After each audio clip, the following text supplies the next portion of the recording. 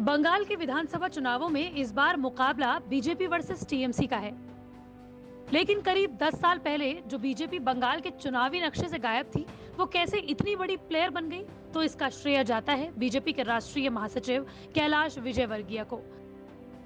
मध्य प्रदेश के इंदौर के महापौर कैसे पश्चिम बंगाल में बीजेपी को स्थापित कर पाए और कैसे ममता बनर्जी को 50,000 वोटों से हराने का दावा वो आज कर रहे हैं, बताते हैं आपको इस वीडियो में। 13 मई 1956 को इंदौर में पैदा हुए कैलाश विजयवर्गीय ने देवी अहिल्याबाई होलकर विश्वविद्यालय इंदौर से बैचलर ऑफ साइंस से ग्रेजुएशन किया और फिर एलएलबी की डिग्री हासिल की। कैलाश विजयवर्गीय का बीजेपी से करीब 46 साल पुराना रिश्ता है। साल 1975 में पहली बार उन्होंने राजनीति में कदम अखिल भारतीय विद्यार्थी परिषद यानी कि एबीवीपी के जरिए रखा। फिर वो बीजेपी के टिकट से इंदौर के महापौर बने और फिर मध्य प्रदेश में विधायक बने। वो बिना किसी चुनाव हारे 6 बार विधायक रहे हैं और इस वक्त वो मऊ से विधायक हैं। केंद्र की राजनीति में आने से पहले कैलाश विजयवर्गीय मध्य प्रदेश सरकार में 12 साल कैबिनेट मिनिस्टर रहे।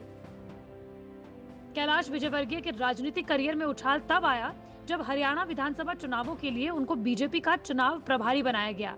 उस साल हरियाणा के विधानसभा चुनाव में बीजेपी को जबरदस्त बहुमत मिला। हरियाणा में 2009 के विधानसभा चुनावों में बीजेपी को महज 4 सीटें मिली थी, लेकिन कैलाश विजयवर्गीय के प्रभारी होने पर बीजेपी को 47 सीट मिली।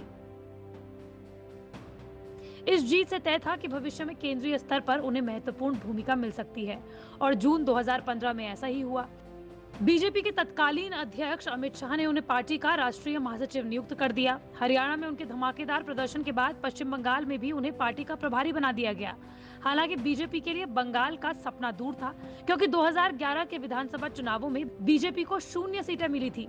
हालांकि 2014 के लोकसभा चुनावों में बीजेपी को 2 सीटें हाथ लगी थी, लेकिन फिर भी बंगाल में सरकार बनाना बीजेपी के लिए दूर का सपना था। हालांकि बीजेपी को इस सपने को हकीकत में बदलने के करीब लाए कैलाश विजयवर्गीय। 2016 के विधानसभा चुनावों में बीजेपी को 3 सीटें मिली थी और वोट शेयर तकरीबन 10% के आसपास में था। हालांकि कैलाश विजयवर्गीय ने हार नहीं मानी और 2019 के लोकसभा चुनावों में उन्होंने वो कर दिया जिसकी उम्मीद किसी को नहीं थी। 2019 के लोकसभा चुनावों में बीजेपी को 42 में से 18 सीटों पर विजय प्राप्त हुई और साथ ही वोट शेयर में भी जबरदस्त उछाल आया। बीजेपी का वोट शेयर था तकरीबन 40.3%। कैलाश विजयवर्गीय को ग्राउंड लेवल राजनीति का चाणक्य कहा जाता है। कैलाश विजयवर्गीय ने पार्टी से 2021 के विधानसभा चुनावों में काफी उम्मीदें लगा रखी हैं। वहीं कैलाश भी पूरी तैयारी में चुनावी मैदान में नजर आ रहे हैं और अपने अपने प्रतिनिधियों का प्रचार भी कर रहे हैं। ममता सरकार को कई बार डंके की चोट पर उन्होंने साफ कर दिया है कि इस बार बंगाल में बीजेपी की सरकार ही होगी, खेला ना होवे परिवर्तन होवे। कैलाश विजयवर्गीय अपने विवादित बयानों की वजह से सुर्खियों में आए। साल 2015 में उन्होंने बॉलीवुड के किंग खान शाहरुख खान पर तब पलटवार किया कि देश असहिष्णुता के दौर से गुजर रहा है। इस पर कैलाश ने ट्वीट कर शाहरुख खान की कड़ी निंदा की थी। उन्होंने तो ये तक लिखा था कि शाहरुख खान भारत में रहते हैं लेकिन उनका दिल पाकिस्तान में है। उनकी फिल्में भारत में करोड़ों रुपए कमाती हैं पर उन्हें भारत असहिष्णु लगता है। हालांकि बाद में उन्होंने अपने ट्वीट पर माफी मांगी थी। साल 2013 में भी उन्हें तीखी आलोचनाओं का सामना तब करना पड़ा जब पत्रकारों से बातचीत के दौरान उन्होंने रेप के मामलों पर कहा था कि औरतों को अपनी मर्यादा में रहना चाहिए वरना वो भुगते।